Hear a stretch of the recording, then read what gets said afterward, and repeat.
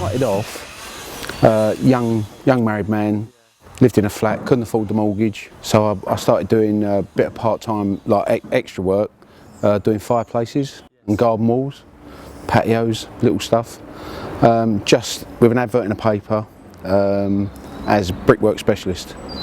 Then Brad arrived and had this sudden surge of changing it and giving it a proper name. So, and funny enough, he's actually got the original card that I drew of a fireplace with Bradley Building Services across it.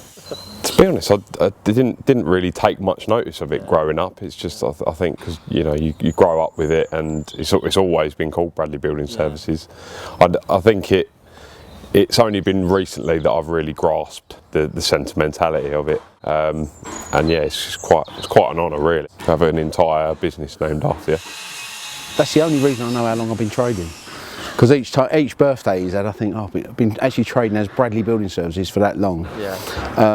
Unlike many other building companies, it's sort of as much as Brad is, and my daughter obviously, but as much as Brad is my baby, Bradley Building Services is something I've never ever wanted to get rid of.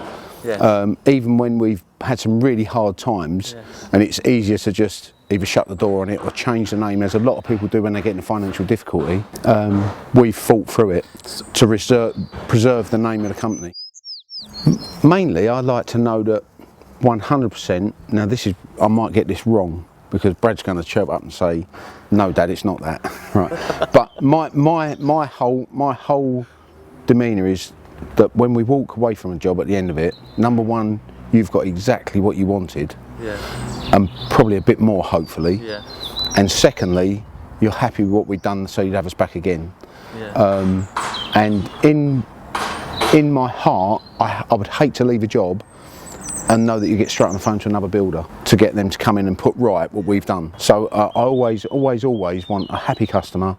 But more than anything, I like to look back at my job and take pride in them. Yeah. Really do. So, trained as a bricklayer, same as myself.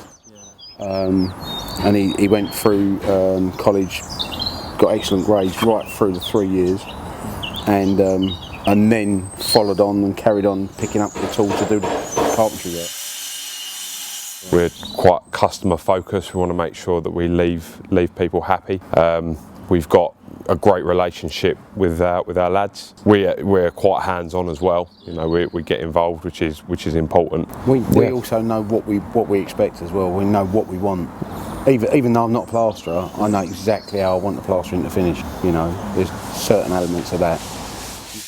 I've had a dream of something for a lot of years. Brad has come along, and in the past few years, he's actually starting to turn that dream into a reality. I've done the foundations, and now Brad's building the rest of it. And all I'm really doing, and this might sound a little bit weird, but I'm more or less following his lead, because he has got so much, so many ideas, so much information that my brain.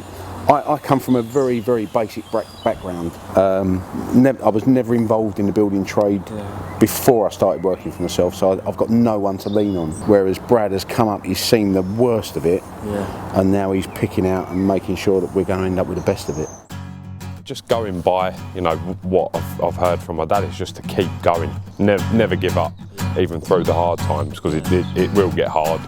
It is difficult to establish yourself as a brand. It's a competitive industry. The idea just really gradually developed, where we connected the idea of opening a coffee shop, which also provided jobs for people that were homeless.